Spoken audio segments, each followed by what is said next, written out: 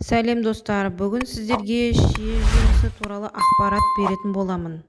Шие раушангүлділер тұқымдасына жататын жеміс ағашы. Ол көбіне қоңыржай климатта өседі.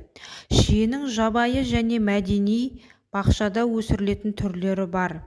Шиенің түрлері тәтті шие, черешня, тәтті дәмі бар ірі жемісті.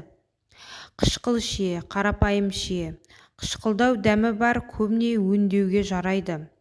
Және де үшінші Түркістан шиесі, дала шиесі сияқты жергілікті түрлері де кездеседі.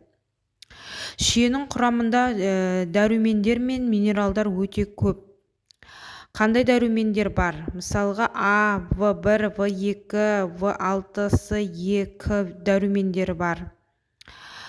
Минералдар калий, темір, магний, фосфор, кальций бар. Оксиданттар да кездеседі құрамында.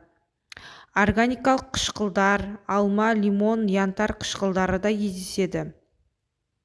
Шиенің пайдасы: иммунитетті күшейтеді, қан құрамын жақсартады, анемиямен күреседі, қан қысымын реттейді, жүрек-қан тамыр жүйесіне пайдалы, ас қорытуды жақсартады, ұйқыны реттейді, буын ауруларына қарсы әсері бар, антибактериалды қасиетке де ие.